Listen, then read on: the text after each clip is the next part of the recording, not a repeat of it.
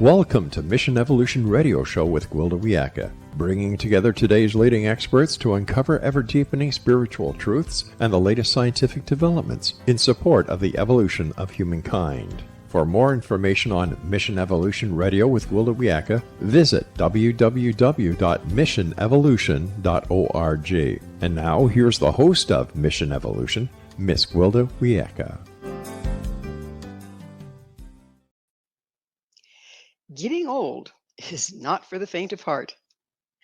Are there hidden gifts to be found in aging we may miss if we're distracted by aches, pains, and bad press of the latter years? If so, how do we access them? Mission Evolution Radio TV show is coming to you around the world on the X-Zone Broadcast Network, xzbn.net. With us this hour to examine the hidden gifts of aging is Kamla K. Kapur. Kamla was born and raised in India and studied in the United States. Her writing has included plays, novels, poetry, essays, and reimaging India and Mid-Eastern spiritual writings. Her latest book is The Privilege of Aging, Savoring the Fullness of Life. Her website, kamlakapur.com. Kamla, thanks so much for joining us on Mission Evolution. Thank you for having me. I'm happy to be here. So, Kamla, you were born and raised in India, I understand. That's right. But I've spent more time here in the US than I have in India. But my formative years were in India. And what can you tell us about how the differences between the way aging and the elders are treated in India versus how it is here? Well, it's a very individual thing, and there are some, there is the joint family system in India, for example, and the whole family lives in the same house. They might have separate kitchens, but they're all there. And when people age, they're just absorbed into the larger family. And they're not as isolated and as cut off from human contact as they are in the West, because there's no tradition of a joint family or a family collective that kind of takes care of its aging and debilitated members. So there's that. But with the coming on of the modern age and the precedence of the nuclear family, you find that old people and grandparents are also neglected. I mean, it seems to be a trend all over the world that the aging population is marginalized and put away and warehoused. So it's I think it's a global trend, but in the East there's more of a consciousness about taking care of the elderly who have birthed you and brought you into being. There is that respect for them, which is sort of lacking in the West, where the aging have outgrown their relevance and are no longer useful or productive. But the aging are a storehouse. They are the repository of our stories and our history, and we need to plumb that resource.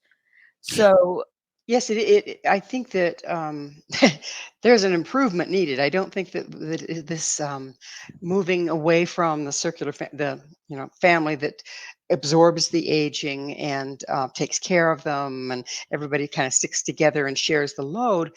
I don't think we've improved by moving away from that. The other point I'd like to make is or ask you about, is the value that's attributed to the aging and the wisdom that's gathered. Was that still being honored in India when you were growing up there? Well, I just got a quote from a friend this morning that said, as you get older, you get wiser. but I'm just getting older and wider, you know.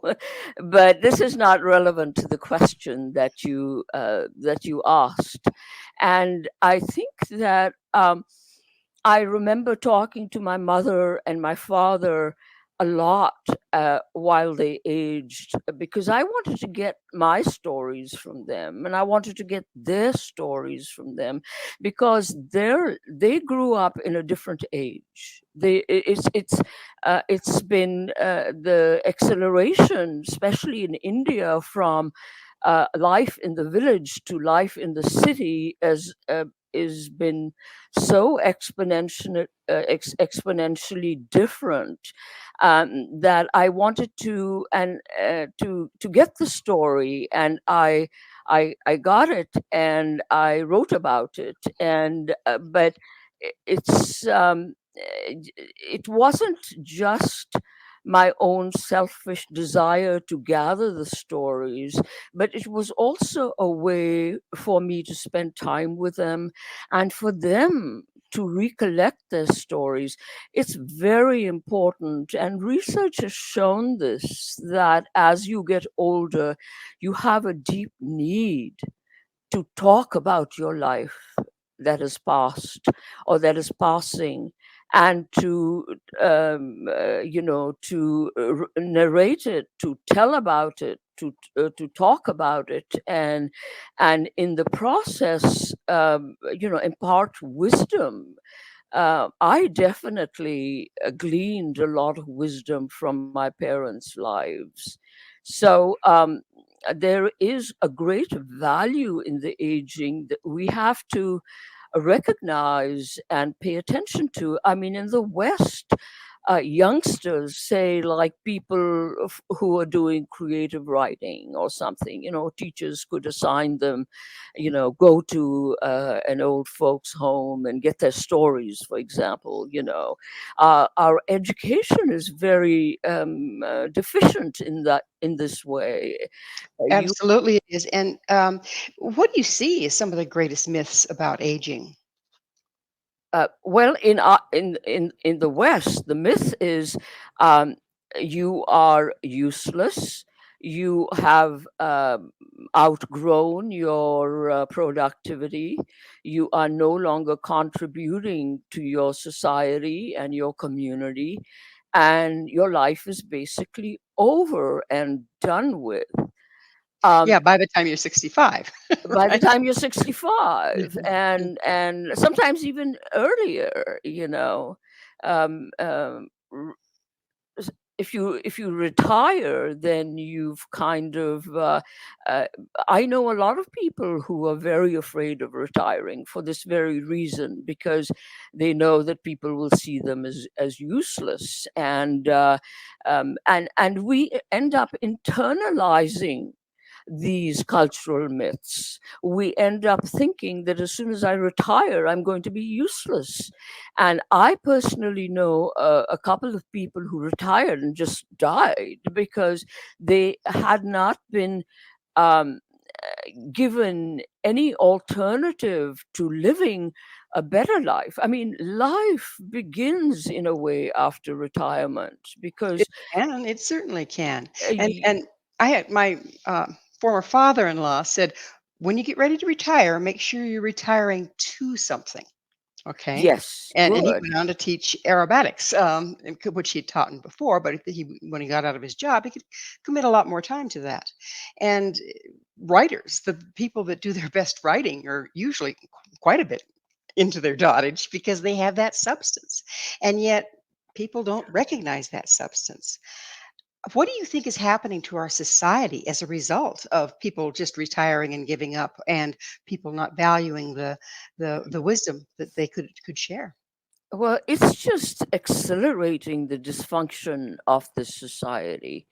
It is a part of the general tendency in the Western culture to pay so much attention to appearance and productivity.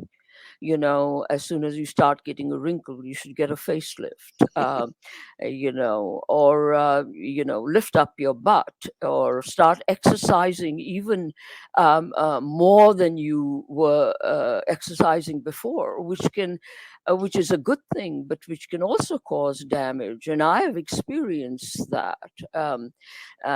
Overdoing anything can cause damage to your body and your mind. And so it's um, uh, the, the dysfunctionality of this culture is epitomized in the lack of respect for the elderly, um, for people who have grown into their fullness and have moved out of the workplace in order to start living for themselves. The young people don't realize that they're going to grow old and they're going to face these straits themselves. And they should actually be looking forward to retirement instead of dreading it, because in a way, the best part of your life begins now. Uh, it- Absolutely. Whenever now is, right? Yeah. yes. Well, we're just about to have to go into a station break, but we will return. Kamala and I will return very shortly. So please don't go away. This is Mission Evolution, www.missionevolution.org.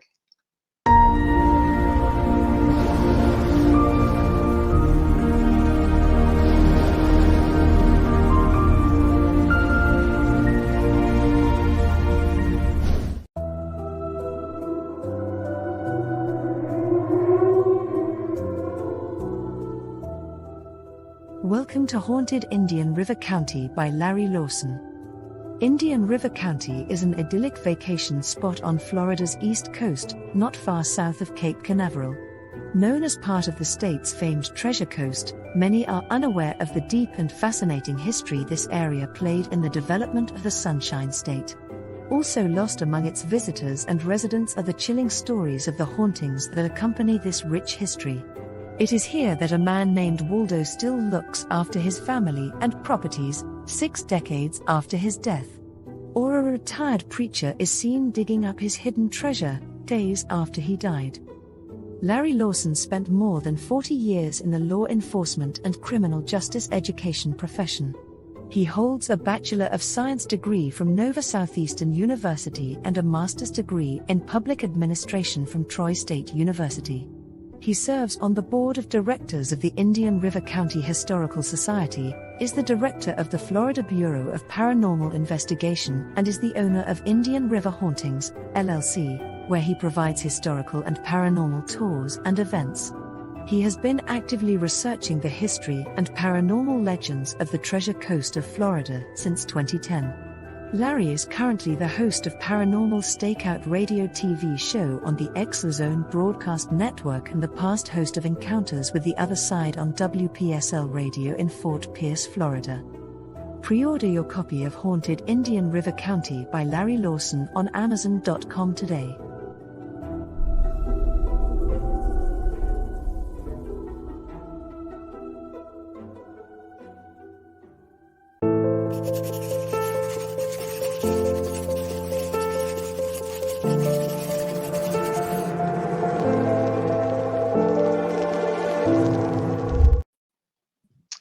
How come older isn't considered better? With us this hour discussing aging is the author of The Privilege of Aging, Savoring the Fullness of Life, Kamla K. Kapur. Kamla, one of the things that I really love to address today is this tendency, particularly here in the West, that we have of valuing youth and beauty. And it seems like as soon as somebody gets over 20, they're told, not everybody, but some people are very, and our media helps us along, totally preoccupied in how they look versus cultivating any kind of substance. Then come time for the elder years, they don't have any substance and they don't have their looks. Have you observed this? And what do you think is the ramifications of that? Well, I have observed it. I mean, it's everywhere, so you can't not see it. It's and it and you're absolutely right. By the time you come to retirement, you have nothing to fall back upon because your values are all skewed. Your value is appearance, how you look, how your body looks, and once you have lost that, and it's inevitable for us to lose that, and we have not been educated. Our college, uh, school education has not been geared towards teaching us the values that endure. Youth and beauty do not endure. That is the truth. And it's because there is no rooting and foundation in wisdom. We come from an invisibility. We don't know how we got here, and we're going to return to that. It's it's all due to forgetting that life is change. That you keep changing from moment to moment, from the moment you're born, and you are moving towards an end here.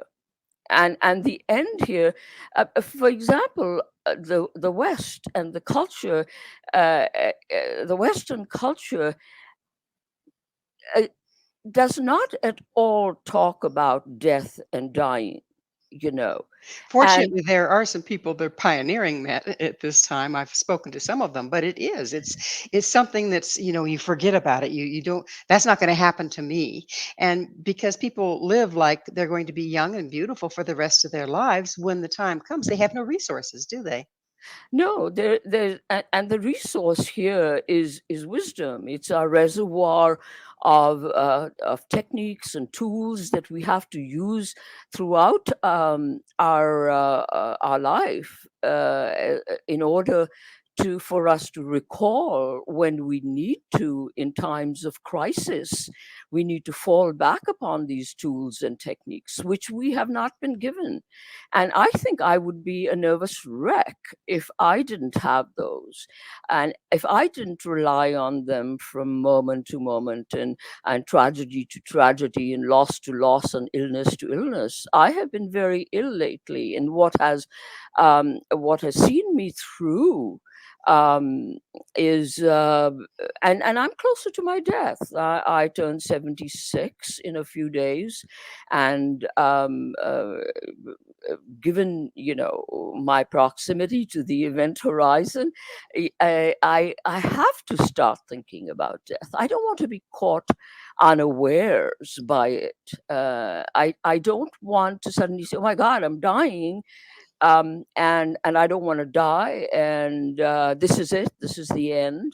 So I have begun to prepare myself for the event, Well, and there's a concept that comes from a lot of the indigenous peoples, and that's the honoring the different milestones in life. And we do a little bit of it. Oh, you graduate high school, then you're coming towards an adult, that sort of thing. But all along the way, there are these milestones that would represent a change from mother into wise woman, from wise woman into elder. yes. And as they honored those and moved through those, then they were honored in that position, and their knowledge and skills and strengths from that age set were drawn on by the entire tribe. And so people didn't surplus, and they honored where they were, and they weren't expected to look like they were 20 when they were 50. But we've lost that. And so now there's no examples, is there? Um, no, we don't, but we could go back to these indigenous tribes. I mean, we need to cultivate. I mean, they are the original Americans, and they are the repository of a lot of wisdom. I mean, and people who are working to revive that. I mean, I tip my hat to them. We, but we also have to. Um, develop our own myths and impart them to the young and impart them to the middle-aged. It's again goes back to the deficiency of our education system, It where does, doesn't it? yeah, And if we can embrace those times, then can't we model them for the people that are younger than we are? if we embrace which times, If all of them. If we embrace yes, our each stage of life as it comes and do it at the best we can, isn't that modeling then so people aren't so lost when they have these transitions? exactly. And so when you have elders in your own family, for example, who have gone through the journey and who are model elders who you love, your grandparents, then you have more than just a religious tradition that gives you precepts about aging. Then you have a model. Then you have a physical model that and you think that I want to grow up to be like grandpa. Exactly. And if the the younger adults in the family, oh, grandpa, just don't pay any attention to him. He doesn't know what he's talking. He's kind of getting older, And, if that's the attitude, that isn't that the attitude the child has towards themselves when they get that age? Yes, yes, they do. And I also believe that uh, you know um, our corporations that are the major employers of people need to be taught to offer classes to their employees. I mean, uh, this is not a popular way of thinking, but corporations bear a lot of responsibility. They will increase their productivity if they're giving their employees an education on, how to retire, what to do when you retire, to prepare for retirement, um, or give them lessons in journal writing, which, I mean, if I didn't have journal writing, I would again not know how to navigate my aging. I just, every time I reach an impasse, I just take out my journal and I write, and by the end of it I have resolved my issue. I have transcended it. I've transformed it into a gift, into um, um, into something I can work with and develop. So, what are your fears and anxieties about physical decline and aging? Well, and we all have them. Um, I think helplessness is my greatest one. My latest illness, I had polymyalgia rheumatica, and I couldn't move about very well.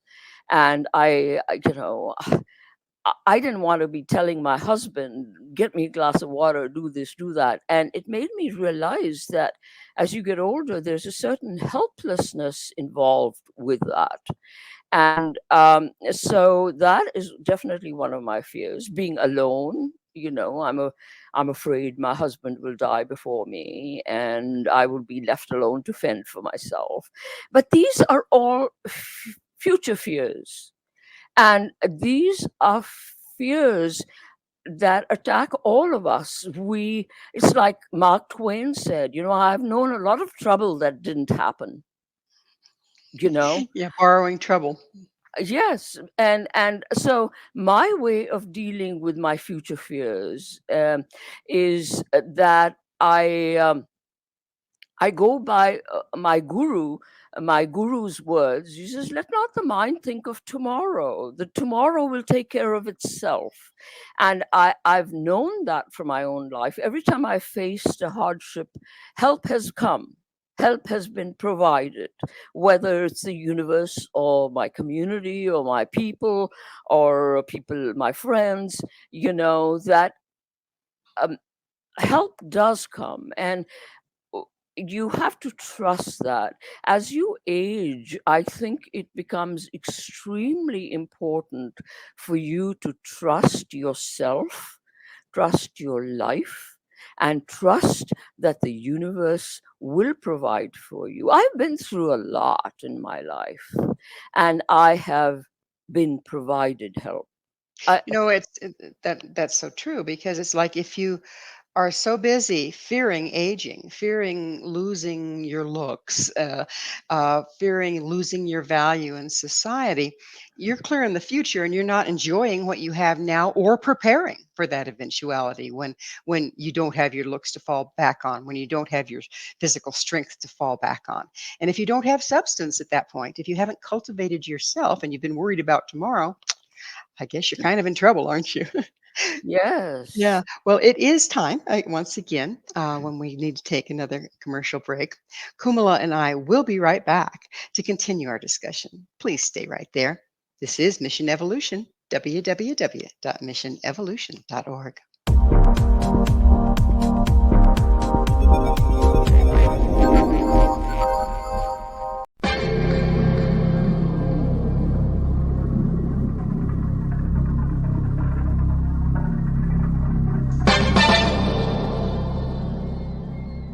Are you ready to dive into the mysteries of the unknown?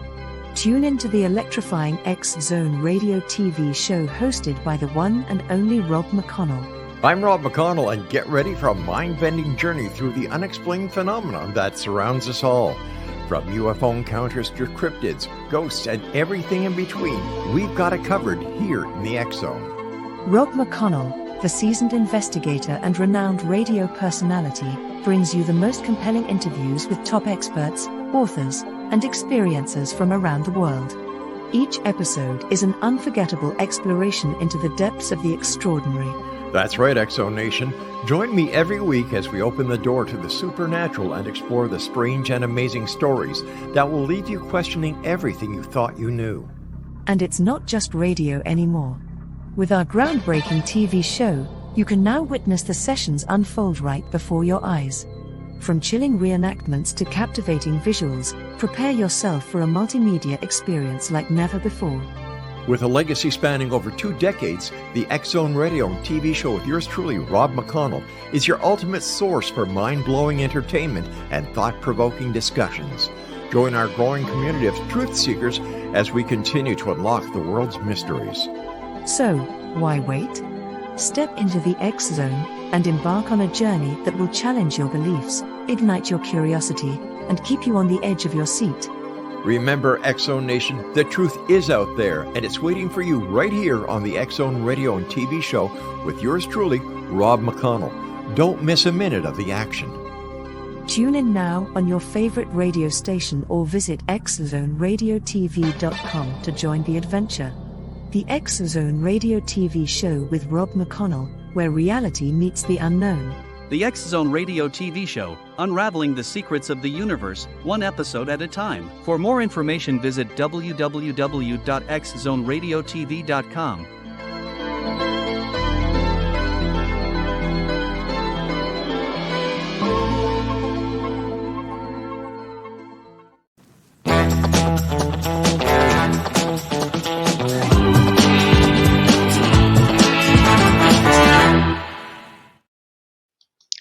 Who says we can't be both old and healthy? This is Mission Evolution, missionevolution.org. With us discussing the myths of aging is Kamla K. Kapur. Her website, kamlakapur.com. Kamla, do you think, it seems like we age quicker in physically quicker. It seems like there's a lot more stress on our physical bodies. How much does physical decline due to aging, and how much is it because of our increasingly toxic environment? I think that it's both, and I would add a third to that. Well, the environment we know is very toxic, and we know that and our environment includes the culture at large. Exactly. In addition to our natural pollution and global warming and all of that, and definitely I don't think we can deny that as we age we do decline. But the third factor in all of this is our lack of exercise, mobility, our which means also not only physical exercise and stretching and yoga and all of that, but mental flexibility, what the scientists call brain plasticity. And and there are many ways to keep ourselves healthier by, and it doesn't take much. Some days it just takes getting out of the door and walking around the block, for example, to not um, kind of overextend, but do a little bit at a time. Instead of telling yourself you're going to stretch for an hour, do it for 10 minutes. It's not what you do, but it's how you do it and your attitude towards it. And that 5 minutes is better than nothing. I'm glad And you brought up attitude, because how much of our aging is our beliefs around aging? yes, absolutely. If you see, the mind is what determines our reality. And if your mind is telling you, I'm old, I'm feeble, I'm ugly, I'm not young anymore, I'm not capable of very much anymore, then that's what you're going to become. So the responsibility for keeping our mind on track is the fundamental and root um, activity that we have to cultivate as we age. We have to keep our minds straight. It's not just exercising and eating the right supplements and eating the right food. Even more important than that is watching your mind, because the mind drags you to hell. There is the default mind that you have never questioned, that nobody ever questions, and that takes you down the rabbit holes of depression and despair, and you have not learned the techniques to intercept them. And isn't this what we're being fed by the media and everything else? What's being shown as valuable and desirable is youth and physical beauty and the fast car, and as and then there's the myths about what old people are, what they can do, what they can't do, what their bodies are supposed to be like. And so we're fed this. Don't we have to kind of deprogram ourselves in order to keep our mind fresh and be all that we can be? That's what I'm talking about, the deprogramming. We have to realize that we have a choice, and if we focus on our debilities and on our inabilities and our weakness and our feebleness, and that's what we're going to become.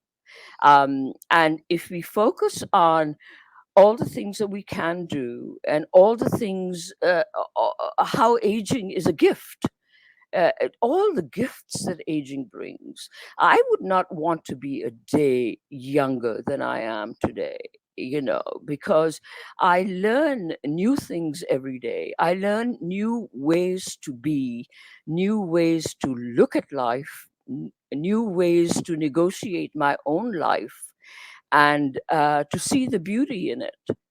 Um, Don't we have to? Well, we're talking about cultivating that, but a lot of people will say, I really wish I was 20 again, and like you, I go, I wouldn't want to be who I was when I was 20. I've spent the last however many years developing more substance, more knowledge, more depth, more character, and I wouldn't trade that for the lack of the aches and pains. But a lot of people are really still, totally enamored with what's being presented as desirable. And we even view the face of an elder as less than beautiful. And how can that be? How can that be? All those lines of beauty and work and substance. because most people, and we included in that, we do not question what we have been fed. We have been fed lies. It's a lie to say that the only thing that counts in beauty, in life, is youth and beauty. There is so That's about a fraction of existence. You know that youth and beauty don't last. We have seen it all around us. And to not pay attention to that, and to not um, use that knowledge for our own good and our own self discovery, is to sabotage our own existence. We are doing ourselves a lot of harm by not embarking upon self discovery. Now, and what is self discovery? Self discovery is basically questioning the values we've been taught from childhood. That is what Carl Gustav Jung calls individuation. To come into yourself, to come into your wholeness, to come into your fullness, which is something you can only do after you retire, because what you've done all your life is you've been a wage slave. You have tried to prove things to yourself, prove things to others, but you have not tried to prove anything to yourself. They, You have to get to a point where you say, I'm valuable. I love myself no matter what I look like. I am worth it. I love myself. I adore myself. is there a point beyond that when the focus becomes being in service to other? I mean, like you say, when you have a job and you're totally wrapped in the 9 to 5, that pretty much absorbs your attention, during your younger years. Then you have to develop loving yourself at any stage. But then isn't there a time when we can set all that aside and use the substance that we've gained to benefit the world? But and you can begin in your own life. Absolutely, you can begin in your own home. You can begin in with your circle of friends and your community, and you can broaden out into how you can contribute to the world, to peace in the world, to well-being in the world.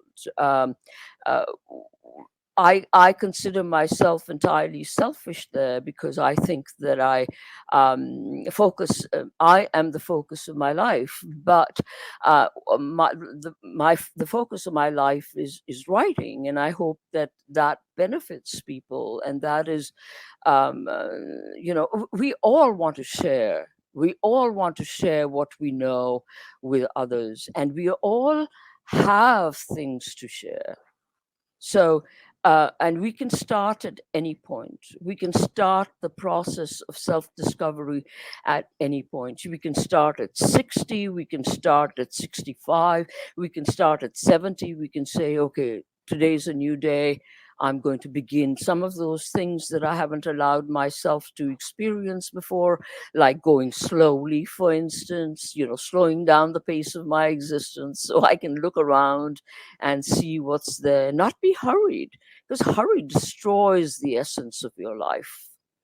Um, I've watched this in Walmart, say for instance, the young people that have a job to get to and they're trying to take care of their kids. It's a really stressful time of life, and they're heading down with their carts and they're going 9-0. And then you have the retired people, they're standing in the middle of the aisles in the way of the person that's trying to get someplace visiting.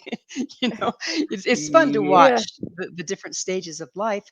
And if we can be present for them, isn't that where we glean the knowledge and the wisdom? Uh, be present for them. That's the term. That's the phrase. When you slow down, when you cut down the hectic pace of life, that's what you're given. You're given presence, and and every moment becomes valuable, and every moment becomes precious. And when you're present, you relate more to people, you look at beauty more, you take time out to love yourself and nurture yourself, and you take time out to love and nurture others, because you have time.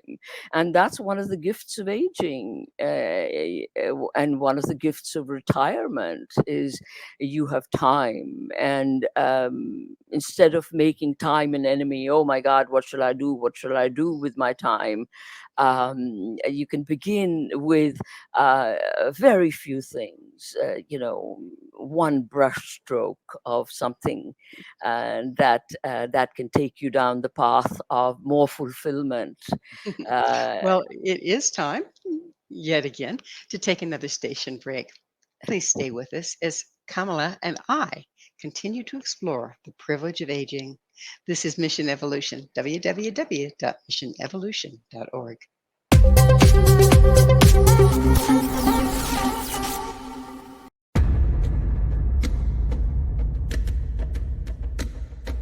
Are you ready for a tale that will leave you on the edge of your seat? Get ready to dive into the gripping memoir by Bart Sibrel titled Moon Man. Bart Sibrel takes you on a heart-pounding journey, unmasking the truth behind America's famous Apollo missions. Prepare yourself for hair-raising encounters with agents from the U.S. government's top secret agencies. In Moonman, Sibrel fearlessly reveals his real-life espionage adventures, shining a light on one of the CIA's best-kept secrets. Brace yourself for shocking revelations, including Sibrel's discovery of privately recorded audio exposing an Apollo astronaut's chilling plot, a plot orchestrated by the CIA. That's right. As Sibrel unveils this groundbreaking evidence, it becomes clear that there is much more to the Apollo missions than meets the eye. Could it be that we've been deceived all along? Moonman is a gripping page-turner that challenges everything you thought you knew. It's a mind-bending journey into the unknown, where the line between truth and fiction becomes blurred. Don't miss this opportunity to uncover the secrets hidden for decades. Let your curiosity guide you as you join Bart Sibrel on his quest to find the truth. Moonman, available now at Sibrel.com. That's Sibrel.com. Prepare to have your beliefs shaken to the very core.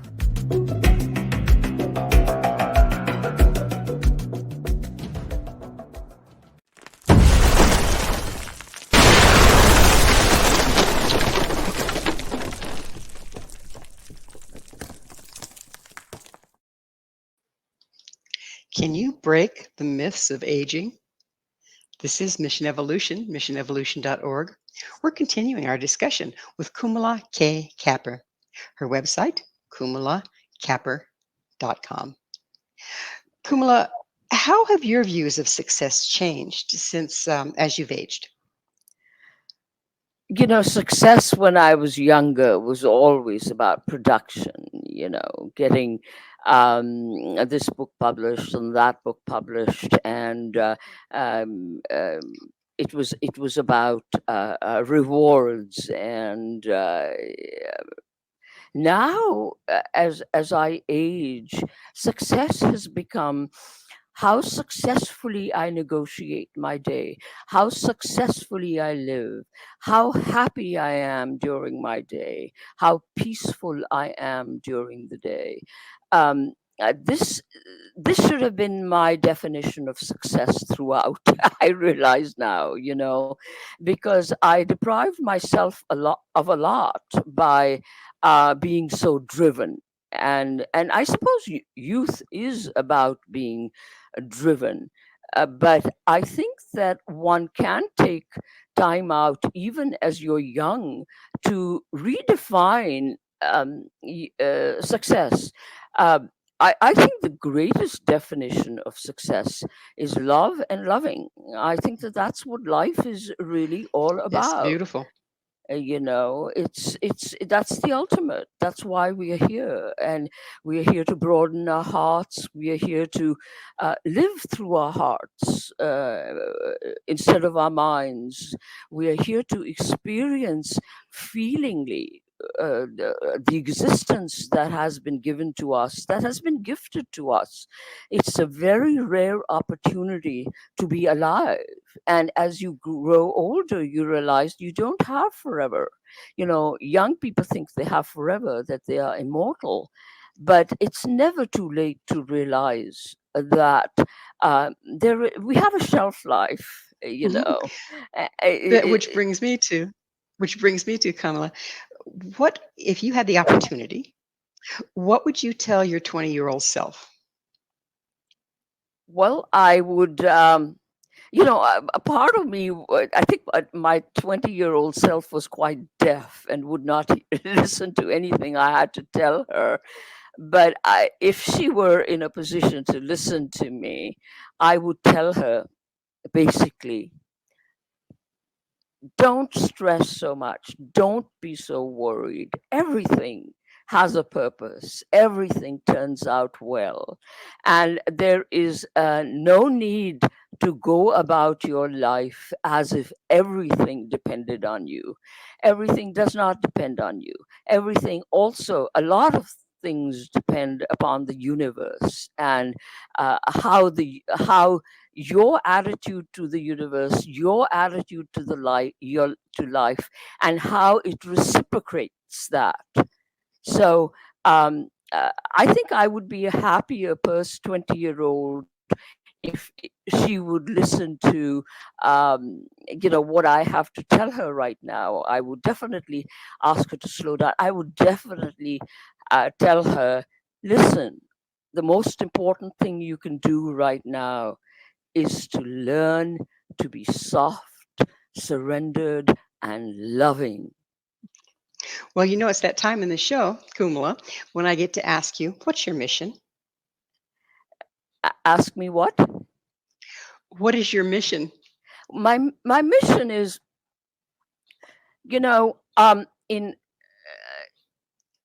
my passion has been to write, and my mission in that writing has always been to depict the human condition, to depict the suffering of the human condition, and to show ways to transcend it, to show ways to embrace it, move through it, and to transcend it, and to transform ourselves, because we are here to evolve as human beings. We are not here merely to just live out our existence and then die. The greats and the guides of all traditions, East, West, North, South, has been discover yourself, know thyself, self examine. And these are all things I show how to do in my books. So that to share um, what I have learned with others. And from the response I get to my books, I feel that I have accomplished some of that mission. The mission for myself to evolve as an individual and for others to evolve as individuals, because there is an evolution, there is a progression here in life, that we do end up better than we began, and we have to attempt to end up better than we began. And Well, if we freeze ourselves in youth, because that's the only thing that we value, where's the evolution in that? yeah, exactly. And then by the time we get to old age, we're a wreck. And have nothing to offer. And yeah, So it's a how has your spirituality or religious beliefs evolved as you've aged? oh, definitely they have evolved. When I was young, I didn't pay much attention to it. It's only as I began to age that I realized my feebleness, my powerlessness, and these are all wonderful things to happen to one. Feebleness, powerlessness, tragedies, they are all the stuff that help us grow. They are the mulch. They are the mulch out of which we grow. And all my tragedies have I have come out a better person from all my tragedies and my illnesses than I was before. That is the purpose of suffering. And because of them, I would say my spirituality has grown by leaps and bounds. My day begins with meditation. My day ends with meditation. And meditation is not the only spirituality there is. Meditation is how you treat yourself throughout the day, how you treat others throughout the day. Spirituality is being kind to yourself, being kind to others, seeing all as equal, no matter what color, what race, what gender. That is the highest spirituality, to transcend your prejudices and to see that uh, all of us, all humanity, all races, all gender, we are one, and we share the same blood. We are consanguine. We have the same feelings. If we get hurt by somebody saying something to us, somebody else gets hurt also by the same thing. So we all hurt. We're all suffering, and we all experience pain, and we are all equal. In Indian mythology, this illusion that we are separate is the greatest illusion of existence, and it is false. We are It is. not separate. It's one of the most damaging myths there is, isn't it? Yes, it is. And it's what causes loneliness, it's what causes despair, it's what causes isolation and depression and death and suicide and all of that. So we're just about out of time in the show, but I wanted to ask you, what advice do you have for Mission Evolution's worldwide audience about being all you can be as you age? You have to be open to being all that you can be. You can't close yourself off. Um, and you can't think that my life is over because I'm a certain age. That is the wrong thinking. You have to see every day as a new beginning. And what are the things that you can do that are new today?